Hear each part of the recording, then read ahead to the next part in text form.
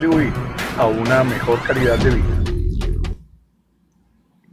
Bienvenidos a En Privado, un saludo muy especial a nuestros seguidores. Nos conectamos todos los días de lunes a viernes de 2 a 3 de la tarde.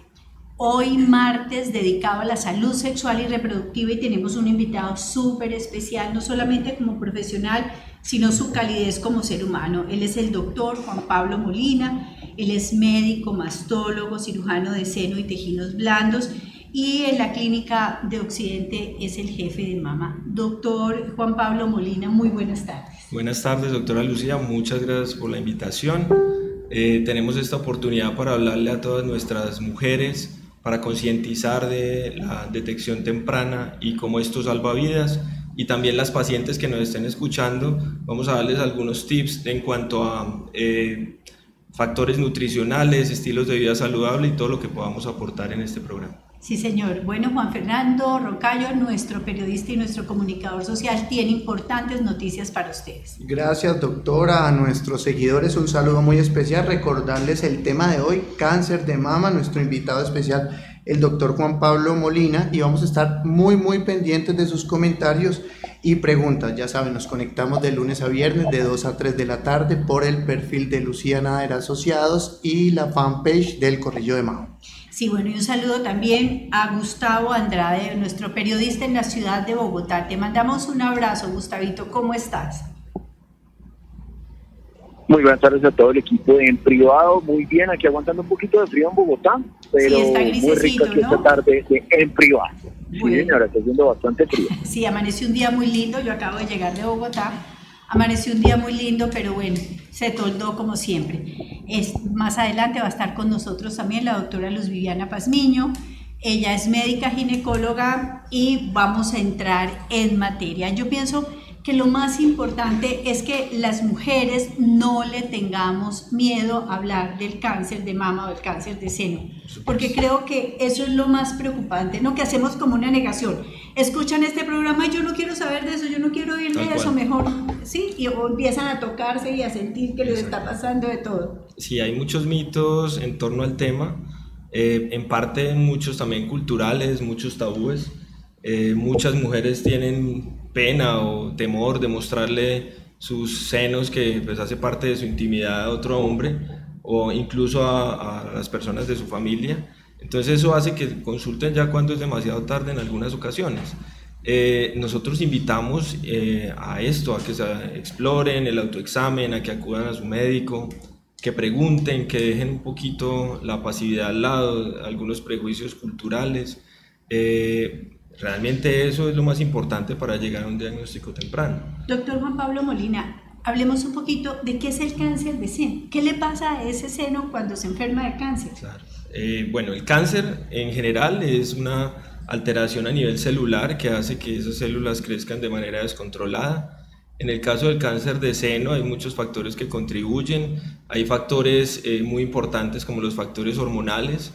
Entonces, estas células tienen una avidez especial por estos receptores, tanto de estrógenos como de progestágenos, y hacen que se genere primero un tumor en el seno, y si esto no se detecta a tiempo, pues este va a ir a diseminarse a los ganglios, y pues si no se detecta en ese momento, entonces puede ir a generar metástasis y a correr riesgos en la vida de las pacientes. Doctor, mire, ¿cómo están nuestras estadísticas? Nosotros hacemos este programa desde la capital del Valle del Cauca, pero ¿cómo están las estadísticas no solamente en el Valle del Cauca, sino digamos en nuestro entorno?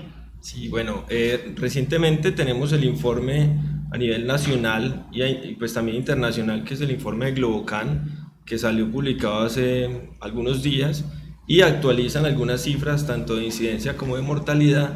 Y tenemos el reporte desafortunado que aumentó la incidencia en nuestro país, tal vez porque hay más detección, pero tenemos ahora una incidencia a nivel nacional que está entre el 42 y el 43 por cada 100.000 habitantes. Y también tenemos una referencia del departamento como el departamento que se ubica en la primera posición en cuanto a incidencia. Estamos en 43, 44 por cada 100.000 habitantes. Eso son así. Y en esto influyen muchas cosas. Aquí tenemos que tener en cuenta que en el Valle del Cauca tenemos una afluencia grande de municipios, no solo del Valle, sino que también vienen de Popayán y del Cauca. La inmigración más grande del país es uno de los departamentos. Y tenemos también el registro poblacional, que hace que sea un registro muy juicioso y pues tengamos una incidencia bien calculada.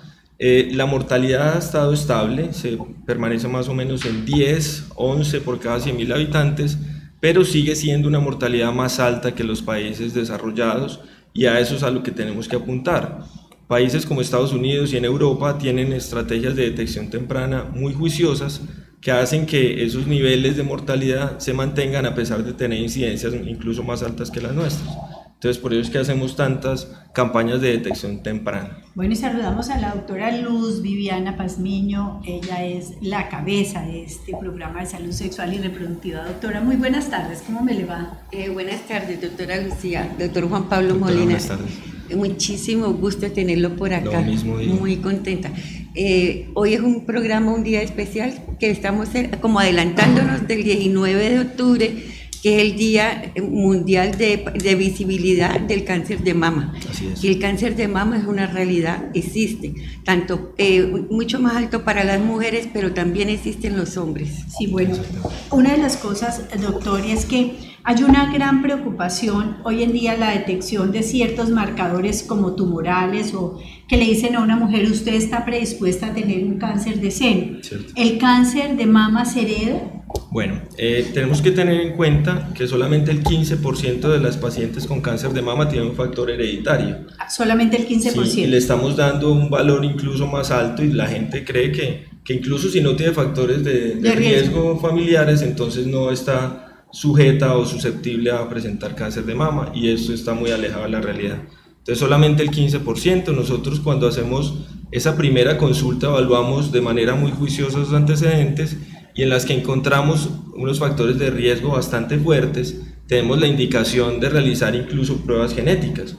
En estas pruebas, sobre todo, son un par de genes que son los que están más frecuentemente involucrados, que es el BRCA1 y el BRCA2, y esto es lo que pasó con la famosa Angelina Jolie, sí, que ella tenía un antecedente familiar muy fuerte en su madre y en la línea materna. Se hizo esta prueba genética y salió pues la mutación, y en ella se realizó pues una mastectomía profiláctica. Nosotros escuchamos mucho en noticieros y en publicidad que prevenga el cáncer de mama. Realmente la palabra no es tanto prevención, sino detección temprana. Tal vez la única forma de prevenir es, si yo tengo una prueba genética positiva, hacer una mastectomía profiláctica, una oophorectomía profiláctica también para cáncer de ovario. Pero si yo no hago una estrategia de esas, incluso que son muy agresivas, realmente yo no estoy preveniendo, sino detectando. Pero, perdóneme, doctora Luz Viviana, está en Bogotá Gustavo Andrade, y queremos que sí, se involucre en este tema. Gustavo. Así es, doctora, pues muy importante obviamente lo que dice el doctor, las recomendaciones, todo el tema de prevención, y esto es una historia. Ella es una mujer de aproximadamente unos 43, 44 años, profesional, con un cargo en un corporativo muy pesado, una carga muy pesada. Su abuela murió por cáncer de seno, su mamá murió por cáncer de seno, y ella tomó la decisión en su vida de que eso no le iba a pasar. Obviamente hace los controles rigurosos, me corregirá el doctor si el término es correcto, que le dicen que es candidata a CA de seno. Entonces ella, en ese orden de ideas, decidió tomar cambiar sus hábitos de vida, ¿no? Entonces la alimentación, el deporte, tratar de que el trabajo no le avasalle tanto su vida, sino mantenerse, tratar de equilibrar, ¿no?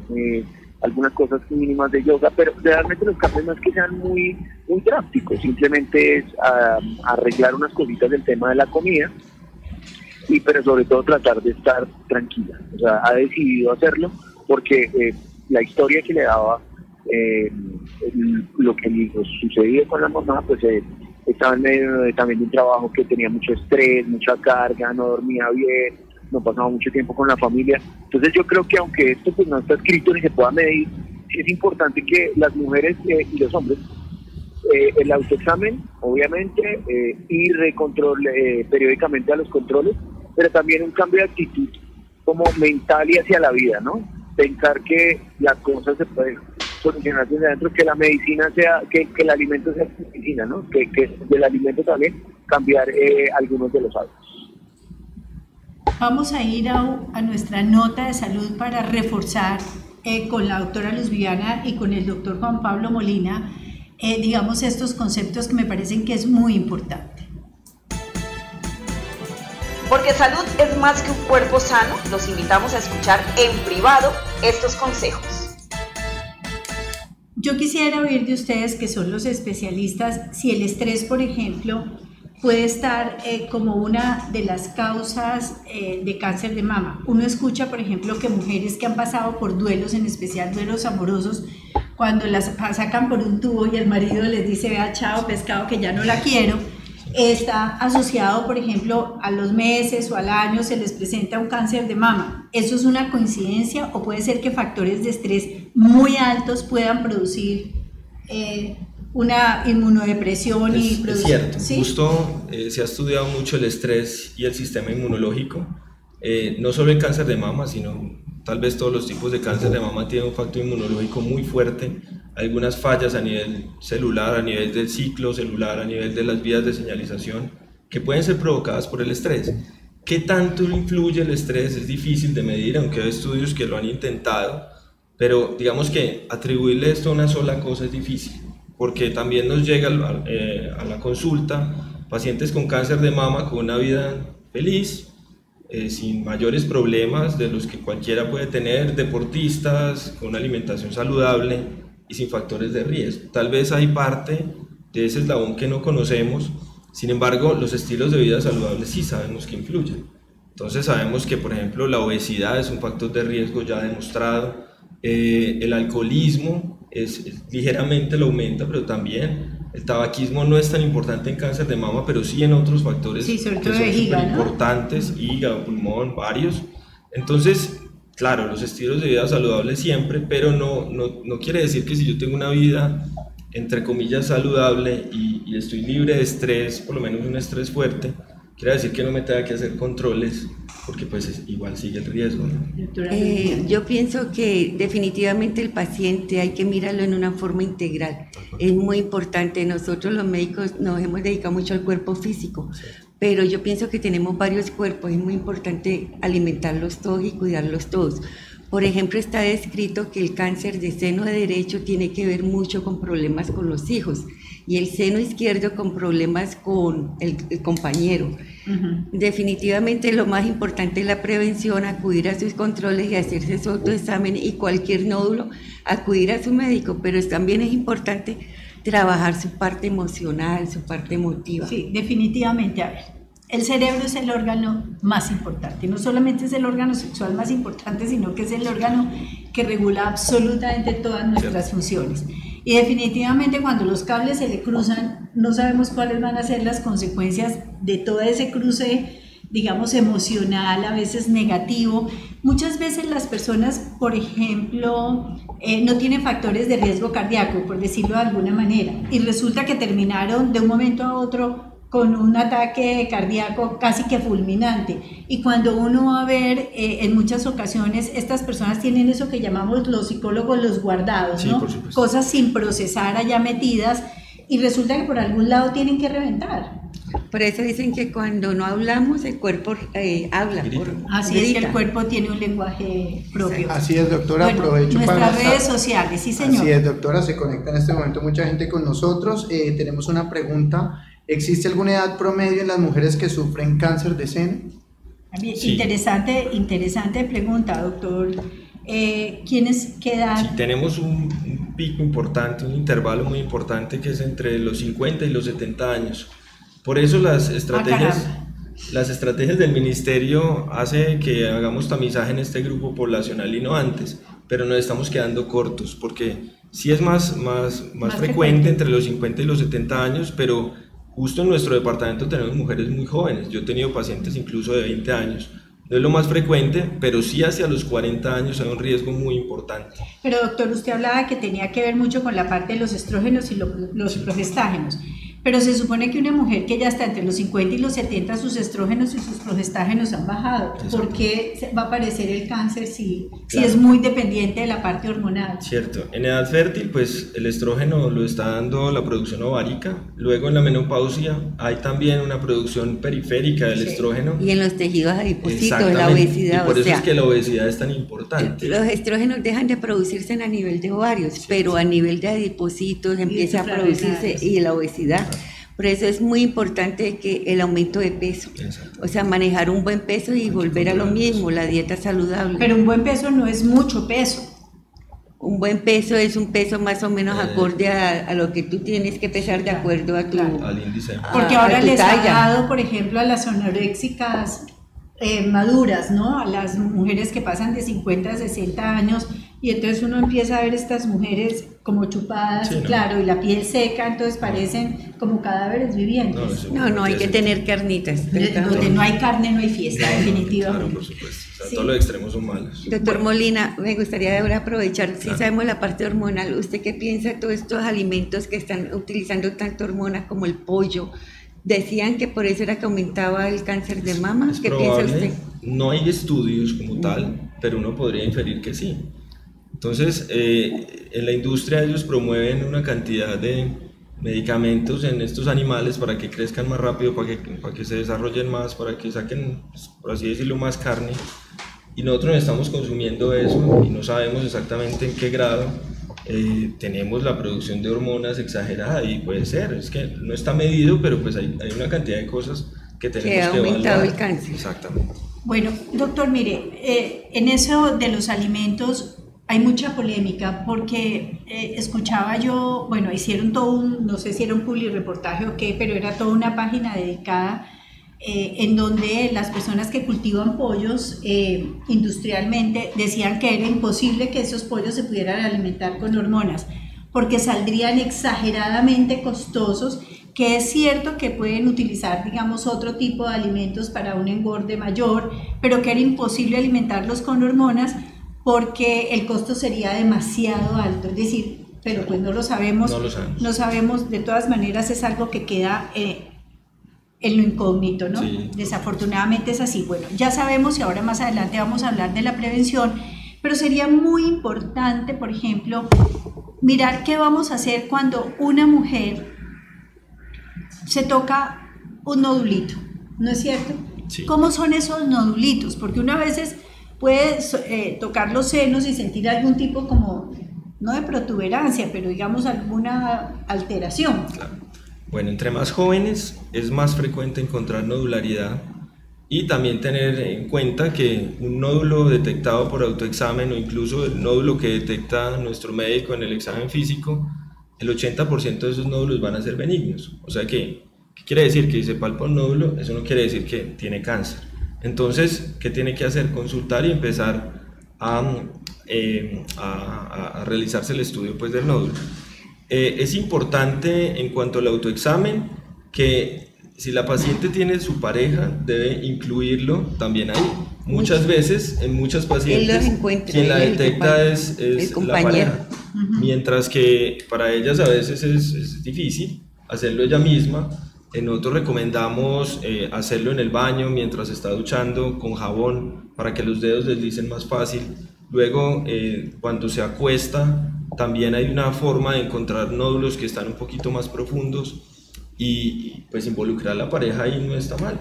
Eso no está en las guías, pero digamos que en la experiencia de la clínica lo vemos que quien la detecta es la pareja. ¿Solamente la detección es a través de un nodulito o hay otros cambios en el seno que pueden ser percibidos por la mujer para saber si tiene o no, digamos, alguna alteración que se sale de la anemia normal? Sí, pero también es muy importante hablar el día en que yo me haga la exploración. Es muy importante más o menos 5 o 10 días después de que haya pasado la menstruación. Pero bueno, ya las que no menstruan.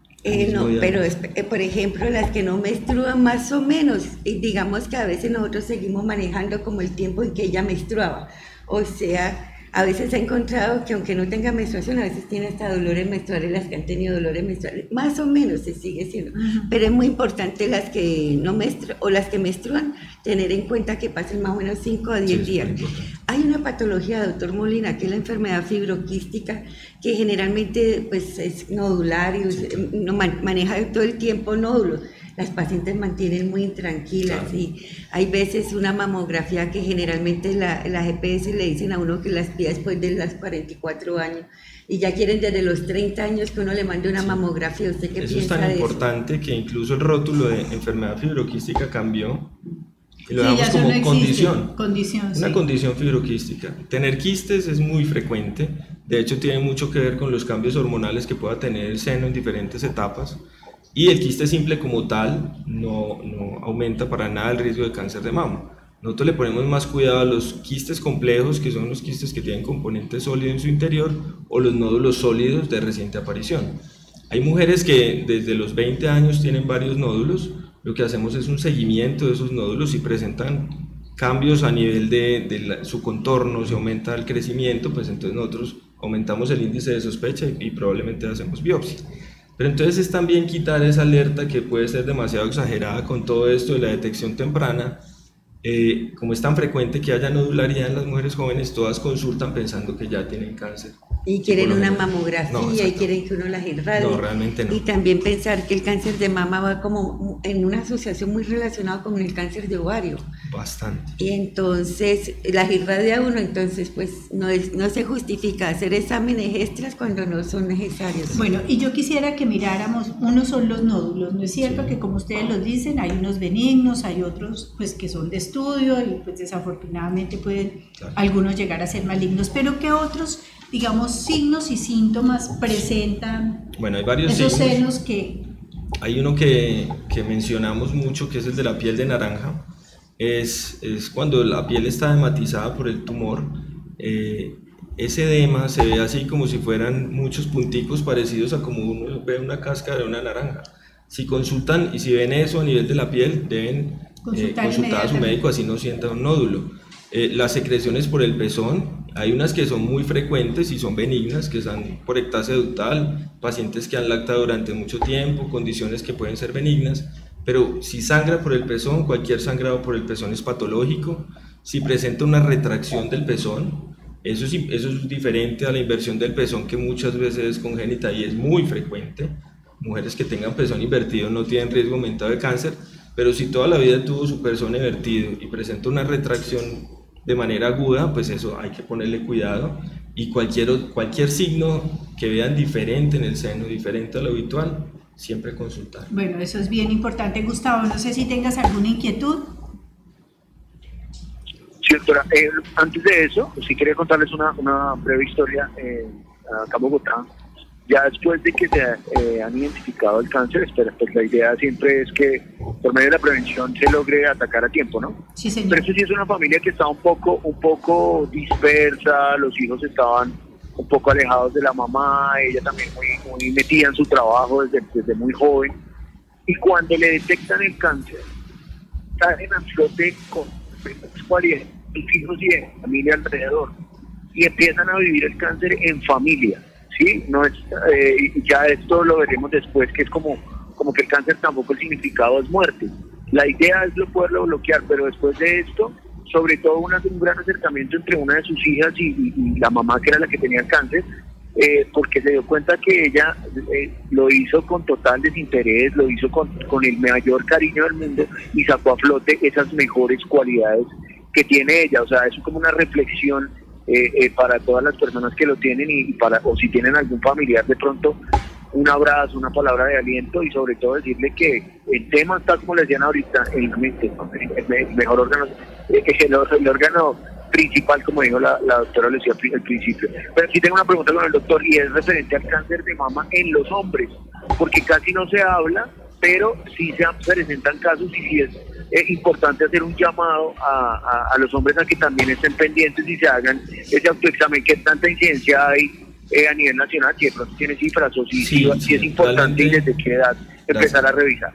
Sí, es una incidencia muy baja si la comparamos con la incidencia de cáncer de mama en la mujer. Sin embargo, se presentan. El año pasado yo tuve unos 3 casos de cáncer de mama en hombre versus unos 500 de cáncer de mama en la mujer. Es muy infrecuente. Tan infrecuente que no alcanza a ser como para hacer estrategias de detección temprana en los hombres, ni mamografía en hombres, ni autoexamen en hombres, pero sí que si presentan un nódulo que no es usual en ellos, si presentan un dolor a nivel de tejido mamario, pues consultar. Es más difícil porque la mayoría de los hombres cuando consultan son en estadios ya localmente avanzados, precisamente porque uno no tiene en el radar que le pueda pasar a uno, porque uno considera que es una enfermedad de la mujer, pero sí se puede presentar, mucho menos frecuente, pero pues sí hay que tenerlo en cuenta. Sí, doctor, cuando una mujer va y se hace la mamografía, que se recomienda después de los 40 años empezar a hacerse las mamografías, hay unas clasificaciones. Sí. Todavía se usa el VIRATS 1, 2, 3, 4. Sí, les voy a explicar un poco de eso. Porque a veces uno dice, ve esos números y se asusta, pero uno sabe por qué se está asustando. Cierto. Sí, pues hay una clasificación que es importante para hacer el tratamiento. Claro, entonces ese VIRATS precisamente surgió para unificar el lenguaje de todos los radiólogos que leían una mamografía. Antes que existiera el VIRATS, cualquiera describía un nódulo como quisiera, un quiste, y no le daban como la probable asociación real con cáncer. Entonces esa clasificación nos ayuda a ver qué tan sospechosa es la lesión que encontramos. Entonces va de 0 a 6, el VIRATS 0 nos dice que es un estudio incompleto. Entonces si la mamografía la reporta en VIRATS 0, quiere decir que hay que hacer otro estudio para evaluar si la lesión que se ve por mamografía es un quiste, es un nódulo, y poderla reclasificar. Eso es muy importante también para los médicos que nos escuchen, porque muchos dicen VIRATS 0, maravilloso, usted no tiene nada, le da un abrazo y se va para la casa, y resulta que ahí sí podía haber alguna otra enfermedad subyacente. Entonces, si es un VIRATS 0 es una lesión incompleta, hay que complementar. Si es un VIRATS 1 es una lesión, realmente no hay lesiones en el seno, se ve un seno muy limpio, no se asocia con malignidad. El VIRATS 1 realmente son hallazgos completamente normales del seno. Si es un VIRATS 2 son lesiones benignas, son lesiones que no se asocian con cáncer. Entonces si uno dice ¿cuál es el porcentaje de asociación de cáncer de un VIRATS 2? 0. O sea que no es que haya aumentado. Entonces hay unas pacientes que le dicen a uno, creo que me va a dar un cáncer porque el año pasado me habían puesto un VIRATS 1 y ahora tengo un VIRATS 2 por un quiste simple. Pues ese VIRATS 2 tampoco le aumenta el riesgo.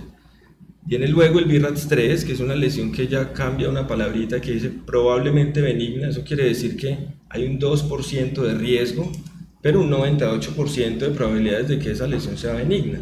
En este caso, el VIRATS 3, lo que hacemos es un análisis periódico. Hacemos un análisis cada 6 meses, revisamos que ese nódulo no aumente de tamaño, no cambie sus características, y cuando llevemos 18 meses de seguimiento, si ese nódulo no ha cambiado, lo recategorizamos como VIRATS 2 y consideramos que no es una lesión de riesgo. Luego viene el VIRATS 4, que se clasifica en 4A, 4B y 4C, y depende del riesgo. Entonces, dependiendo de qué tan sospechosa sea la lesión, los radiólogos nos ponen un 4A si tiene de un 2 al 10% de probabilidades de cáncer, un 4B si va del 10 al 50%, y un 4C que va hasta el 90%. El VIRATS 5, prácticamente el radiólogo tiene el diagnóstico de cáncer. Es una lesión tan sospechosa que el 95% de esas biopsias van a salir que es un cáncer de mama, y el VIRATS 6 lo utilizamos para pacientes ya diagnosticadas que las llevamos a quimioterapia y queremos ver si hubo cambios en cuanto al tamaño, en cuanto a la forma luego del tratamiento. Para eso nos sirve, para ver qué tan sospechoso es. Bien interesante, porque desafortunadamente pues los legos en la materia no tenemos idea acerca de eso. A veces ocasiona angustias innecesarias, pero en muchas otras oportunidades simplemente son voces de alerta para que nos pongamos, como se dice popularmente, las pilas y podamos tener una atención lo más pronto posible. Vamos a ir a nuestra nota de nutrición y ya estamos con ustedes. Nutrición es algo más que alimentarse. Hay un espacio en privado para la mesa sana. Gustavo Andrade nos decía al principio del programa que tenía la historia de una mujer llena de estrés, de mucho trabajo, etcétera, que tenía antecedentes de cáncer de mama por parte de su mamá y de su abuela, pero que decidió relajarse, cambiar la alimentación, etcétera, etcétera. Uno todos los días doctores, escucha noticias contradictorias. Unos dicen, por ejemplo, que determinado alimento ayuda a que el cáncer prolifere. Otros dicen que no pasa nada, que las grasas trans no sé qué, que las no trans, bueno, en fin. ¿Cuáles serían las recomendaciones para tener una alimentación saludable independientemente de que se tenga o no se tenga cáncer de seno? Bueno, sí hay alimentos que se han asociado con cáncer. Las carnes rojas, sobre todo, y dependiendo de qué tanto se consuman, se ha asociado con cáncer de colon. No tanto con cáncer de mama. Realmente los estudios con cáncer de mama no han sido positivos para las pacientes que coman carnes rojas, pero sí con cáncer de colon. Pero las personas que consumen bastante carne, creo que son más de 300, 400 gramos diarios de carne roja, para que haya una asociación con cáncer de mama. Hay otra cosa que se ha hablado mucho y es la leche, que muchas pacientes creen que el cáncer les dio pues por consumir leche. Hubo un estudio que realizaron en ratones en donde algunos de estos ratones presentaban una incidencia aumentada de cáncer de mama. Sin embargo, nunca se ha podido extrapolar a humanos, y todos los estudios en humanos con leche se ha demostrado que no hay ninguna relación entre consumir leche y presentar un riesgo para cáncer de mama. Otra cosa es, por ejemplo, el café. El café antes nosotros lo satanizábamos porque había unos estudios que salían que las personas que tomaban café tenían más incidencia de cáncer, y esto era porque las pacientes incluían pacientes que tomaban café y fumaban mucho. Ajá. Pero luego, cuando excluyeron los fumadores y tomaron solamente los pacientes que tomaban regularmente café, incluso encontraron un estudio en New England Journal of Medicine, que es una revista muy seria, en 2012, que aumentaba la expectativa de vida. De vida, sí señora, hasta 4 años. Exactamente, entonces nosotros ahora no estamos quitando el café. También se describen en estas mujeres que no han tenido hijos. Se habla que tienen un aumento en cáncer de mama.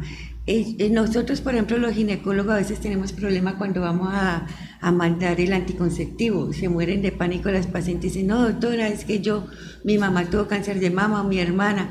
Pero generalmente también es un 15%, y en este momento hay anticonceptivos con una dosis muy baja de estrógeno. El anticonceptivo no se ha encontrado relación para cáncer de mama, no se deben suspender.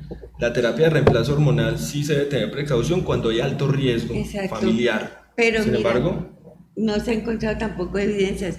Además, ahora hay unos sustitutos hormonales que no van a ser los óvulos, las cremas vaginales, etcétera, que también van a proveer no solamente de salud física, sino de salud sexual a la mujer. Imagínense estas mujeres menopáusicas con cólitos dolorosos simplemente porque los ginecólogos tienen pánico de recetar algo que contenga una mínima cantidad de estrógenos. Doctora, usted ha dicho que este programa en privado nos va a servir es para mejorar la calidad de vida y perder tantos imaginarios que tenemos. Y definitivamente yo les recomiendo a médicos generales, a médicos ginecobstetras, compañeros míos, que cuando llegue la paciente le hagamos un examen de mama, la exploremos. Sí, muchas veces hacemos una citología, le ponemos un espéculo, pero no tocamos las mamas.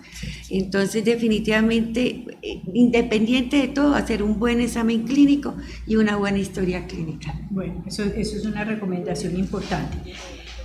Una de las cosas es, bueno, ya está detectado el cáncer de seno. ¿En qué casos hay que hacer una mastectomía? ¿En todos los casos hay que hacer una mastectomía o solo en casos específicos? O ahora, digamos, esas mastectomías parciales tienen otros nombres. Bueno, ¿qué pasa con esa parte? Porque es que una de las cosas, hemos hablado de los aspectos emocionales, los hemos tocado tangencialmente.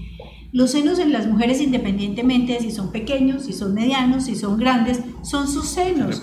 Y son órganos sexuales y sensuales. Claro, pero además tiene una representación en el concepto corporal, en su concepto de valor personal, entonces, y de valor corporal. Entonces, antes esto era vivido como una mutilación, sabemos que hoy las técnicas son maravillosas, etcétera, pero sí sería importante, doctor, que le contáramos a las mujeres acerca de esto, porque eso va a reducir nuestros miedos, nuestras angustias. Ya, hace algunos años, tal vez el único fin que tenía una mujer que fuera diagnosticada era una mastectomía muy grande, muy radical, y tratamientos de quimioterapia que eran muy tóxicos, y con todo eso no mejoraban la mortalidad. Con una cantidad de estudios que se han hecho, se ha demostrado que incluso cirugías más precisas, con mayor tecnología, menos mutilantes, o incluso cuando podamos realizar reconstrucción inmediata cuando sea completamente necesario, esa parte emocional incluso mejora el desenlace y el pronóstico. Entonces lo que queremos hacer nosotros es tener la mayoría de las pacientes en estadios tempranos. Eso nos permite hacer cuadrantectomías, que son las cirugías que son muy seguras desde el punto de vista oncológico, pero también con resultados estéticos muy adecuados. Y cuando tenemos una paciente diagnosticada tal vez un poquito más tarde, localmente avanzada, nosotros damos esquemas de quimioterapia y esquemas de terapia target, que son terapias dirigidas al tumor, para que estos tumores se vuelvan más pequeños y pues intentar la cirugía conservadora. Cuando no es posible, también le ofrecemos a las pacientes mastectomía, pero con reconstrucción inmediata. Sí. Y en los casos en donde sea muy complejo, porque el tumor es muy avanzado, hacemos mastectomías con reconstrucciones tardías. Entonces también le estamos ofreciendo a todas las pacientes que ya tengan una mastectomía la posibilidad de ser reconstruidas, y eso ya está. Y hay cirujanos estéticos expertos en eso, ¿no? Claro. Doctor, cuando hacen estas cuadrantectomías o mastectomías, sacan ese gangliecito. Sí.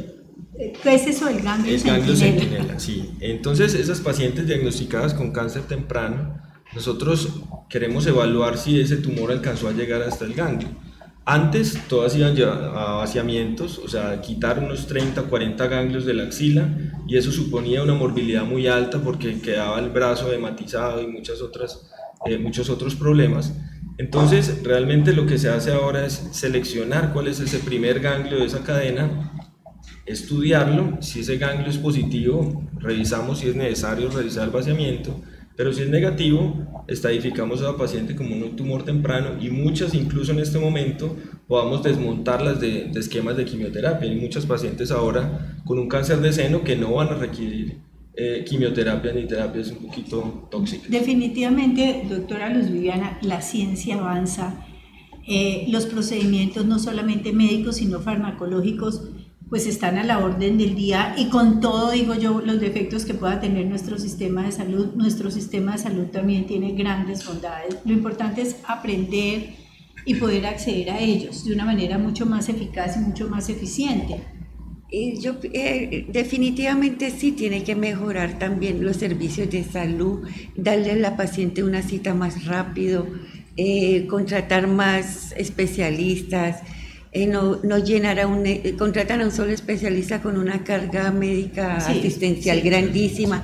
Entonces sí hay muchos sitios por donde atacar, o sea, definitivamente la parte de salud, la parte del paciente, la parte de educación. Uno lo que siente es que cuando les cuesta mucho trabajo acceder, ¿no es cierto? Pero una vez acceden, ya como que los procedimientos pueden llegar a estas poblaciones o a grandes masas de población que hace unos pocos años era imposible. Claro, ahorita contamos con unas rutas de atención integral. En el caso de cáncer de mama hay una ruta de mama. Cuando la paciente tiene el diagnóstico de cáncer de mama, digamos que se agilizan todos los procesos administrativos para cortar esas brechas, para poderle dar rápidamente un tratamiento, ya sea de quimioterapia, de cirugía, de radioterapia, y que no aumente el estadio mientras ya se diagnosticó. El problema es antes de llegar al diagnóstico. Pero también es importante, ustedes saben que yo siempre estoy diciendo el sistema de salud en este momento está enfermo, está grave, hay muchos problemas con las EPS, IPS. Sí, claro. Entonces lo importante es trabajar por ambos lados, que el problema sea transversal, por todo lado.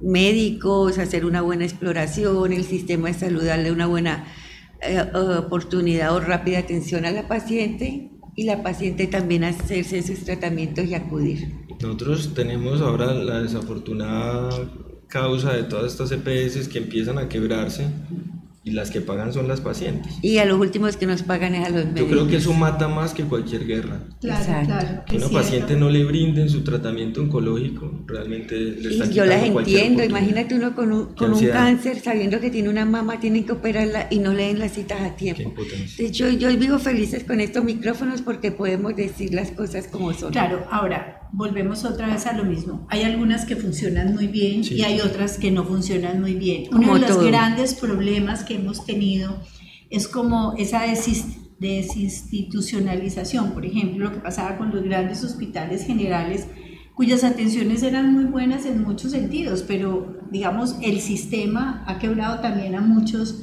hospitales municipales o departamentales, etcétera, y entonces la salud pues empieza a ser precaria porque no tienen los recursos para atender.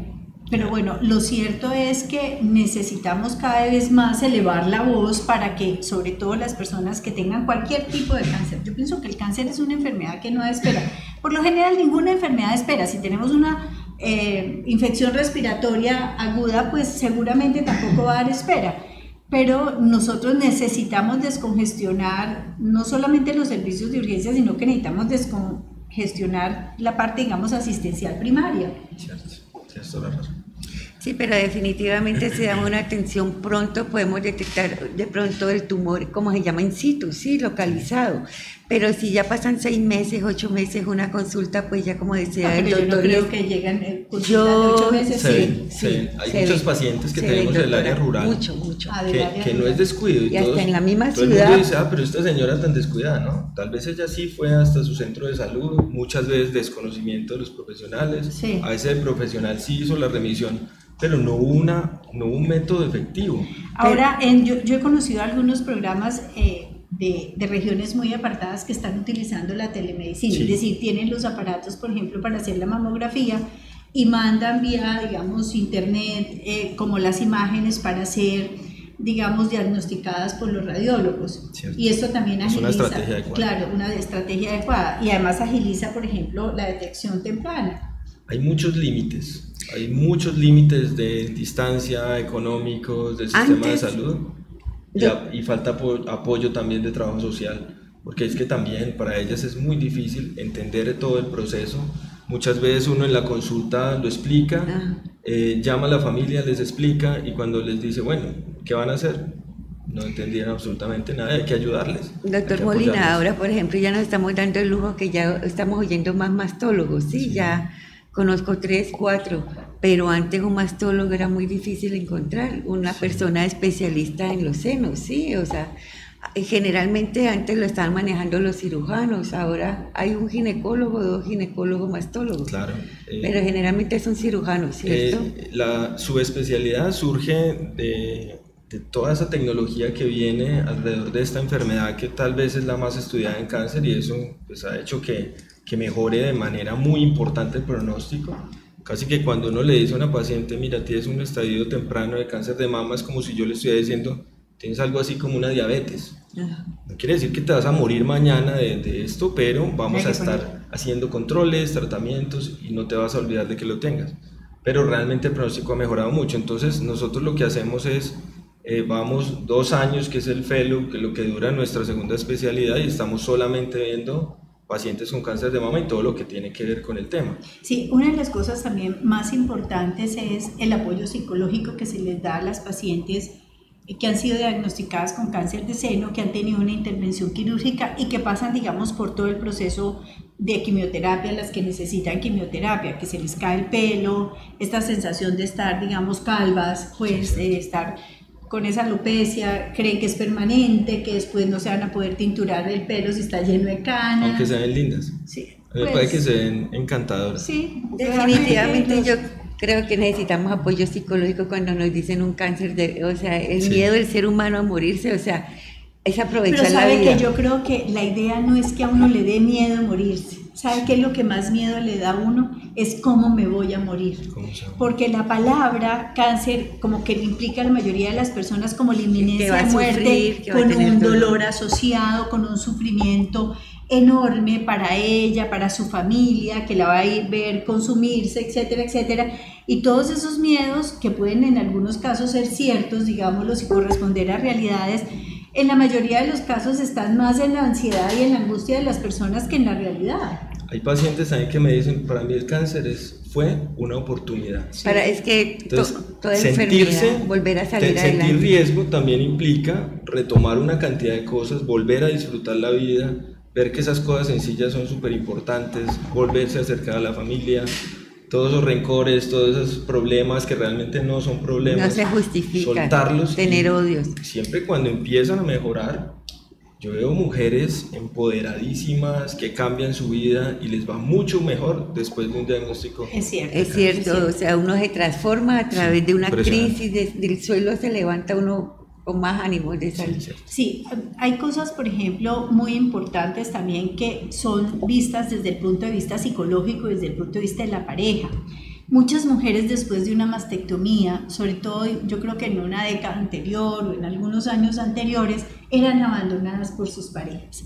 Para su pareja no era tan importante, digamos, si uno lo mira más allá de lo aparente. Muchas personas decían, no, es que este hombre cuando vea que a su mujer le hicieron la mastectomía, entonces ya no la sintió tan atractiva. Yo no creo que esa sea la real causa. La causa también es como comprometerse con todo lo que venía, como con todo ese proceso, digamos, complicado de una enfermedad muy larga o una inminencia de muerte o cosas de esas, y muchos cobardes salían... Doctora, todavía nos toca ver las dos caras de la moneda. Ajá. El que todavía sale corriendo, que es muy frecuente, Sí, incluso en nuestra época, sí. que uno dice es increíble, 30, 40 años de matrimonio y le da Es un porque cáncer ya de no mama y la tiene un abandona. seno, no vale la mujer y Le no la dicen, valora Pero todo. yo no Dice, creo mire que usted. sea por eso, ¿sabe? Yo creo Pero que hay es unas un que le miedo dicen- de compromiso con la enfermedad. Oiga, Yo ya, lo por he visto esta que les año- digan, sí. usted ya para mí no es mujer, a usted ya le Sí. falta una parte. Eso es increíble. Pero también he visto los hombres más Comprometidos, que las comprometidos con todo el apoyo para sus esposas.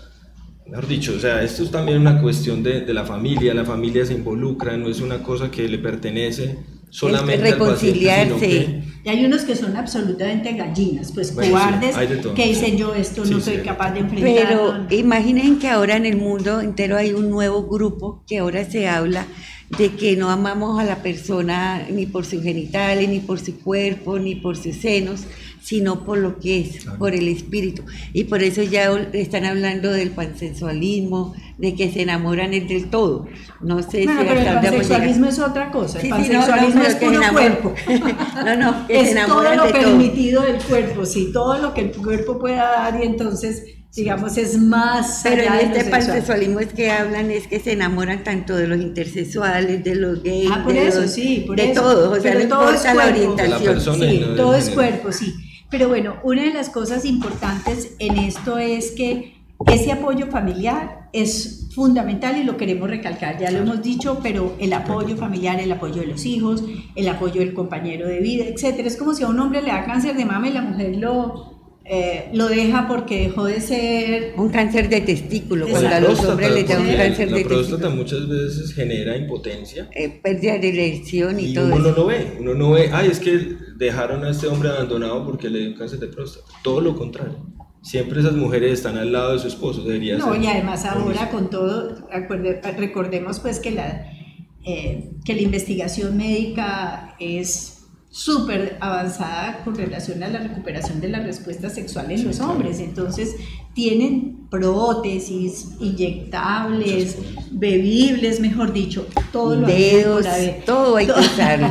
Sí, pero definitivamente una de las cosas es entender que todos somos susceptibles de que nos dé un cáncer en cualquier parte de nuestro cuerpo. Exacto. Para las mujeres, alguien decía, mire, el cáncer de seno y el cáncer de próstata está muy asociado, digamos, a los años, lo que usted decía, ese grupo entre los 50 y los 70. Pues claro, antes la esperanza de vida estaba en 40, 45 años, la gente no llegaba vieja, entonces pues la probabilidad de que le diera cáncer de próstata o de senos era muy bajita. Ahora la esperanza de vida ha aumentado y la probabilidad de sufrir de muchas enfermedades está ahí. Eso es completamente cierto. A veces una paciente me preguntó, 85 años, ¿por qué me dio cáncer de mama?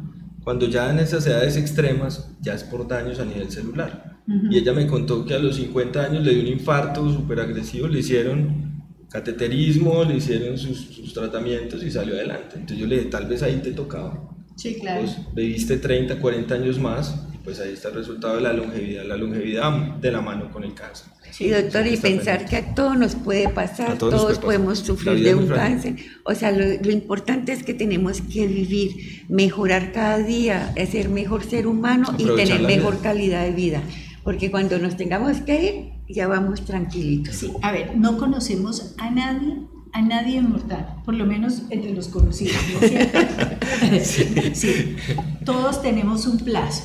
Lo importante es vivir nuestro plazo en esta vida con buena calidad de vida, Exacto. con bienestar, con la posibilidad de que cada día que tenemos es un premio que nos da la vida, ¿no? Más en sociedades, digamos, como las nuestras, que mucha gente se muere no de enfermedades, de accidentes de tránsito, de conductas violentas, etcétera, etcétera. De su propio veneno, porque hay mucho odio. Definitivamente ahora en este momento la sociedad está viviendo de mucha rabia, muchos odios. No solamente rabias y odios, sino que ojalá fuera pues como el odio que uno cree que es un veneno que le va a hacer daño al otro y lo que pasa es que le hace daño a uno. Políticas, sí. Peleas en un estadio por pandillas, o sea, todo eso. Pero es una manera, yo creo, que de desahogarse muchas de las, digamos, incongruencias internas que tenemos los seres humanos, como esas falencias y esas carencias. Pero lo cierto es que con este programa, con el doctor Juan Pablo Molina, queremos básicamente hacer un llamado a todos, a los hombres y a las mujeres. Por ejemplo, los hombres que nos están viendo en este momento, que tienen sus parejas, sus compañeras, en un juego amoroso, por ejemplo, en un juego sensual, pues cuando estén acariciando los senos de ellas, ¿por qué no? Traten de mirar si hay algo que es distinto a lo de todos los días. Okay. Van a jugar al médico. Sí. Tal vez no están concentrados en buscar nódulos. Sí. Tal vez buscar que el día que se va a hacer el autoexamen incluirlo. Decirle, bueno, hoy nos toca el autoexamen, sí. Nos toca el autoexamen, entonces ella hace su parte y luego él va de manera juiciosa a hacer su parte. Si termina en otra cosa, bueno, pues excelente. No, pues maravilloso. Pero aquello que puede empezar como un delicioso jueguito, como dice la doctora Luz Viviana, de jugar al médico, puede terminar en unos momentos en donde también se está rehabilitando, digamos, esa parte íntima que a veces se deteriora, que a veces se distancia, etcétera, etcétera. Que es lo que hemos hablado siempre en estos programas, lo importante es la variedad, el cambio y el estar ingenio, a gusto, la creatividad. Y lo más importante es que independientemente de que la enfermedad no tiene por qué estar asociada a una limitación, entre más rápido, por ejemplo, una mujer que ha sido diagnosticada de cáncer de seno vuelva a tener, digamos, la reactivación de su vida íntima, mayores posibilidades, créanme, de recuperación tiene. Así sí estamos diciendo que la parte emocional juega un papel muy importante. El hecho de que esta mujer vuelva a su vida, digamos, una posibilidad de expresión placentera, eso le va a ayudar en su recuperación. Claro que sí, eso no hay ninguna duda, eso implica pronóstico. Sí, la parte emocional. Claro, y esas personas que salen y ya se sienten recuperadas y van y bailan y lo toman como más deportivamente y se ríen y tienen más sexo y buscan más a sus compañeros de vida y se burlan, por ejemplo, de si un seno está un poquito más pequeño que el otro y hacen de esto pues una situación mucho más amable, probablemente van a tener mejores posibilidades de recuperación. Bueno, a mí ya no me resta sino decirle al doctor Juan Pablo Molina mil gracias por estar Muchas aquí con nosotros, a la doctora Luz Viviana Pazmiño, mil gracias por traernos al doctor Juan Pablo Molina. Y yo encantada. Espero que no sea la última vez. No, doctor, mire, por lo menos le prometemos, si usted así lo dispone, siquiera una vez al mes toquemos estos temas, porque es fundamental. Mire, las mujeres tenemos que abandonar nuestros miedos, tantas taras que se nos han metido desde que abrimos los ojos al mundo, en especial a las mujeres, tantas cucarachas, como digo yo. El problema es que cuando las hacemos conscientes, empezamos a matarlas.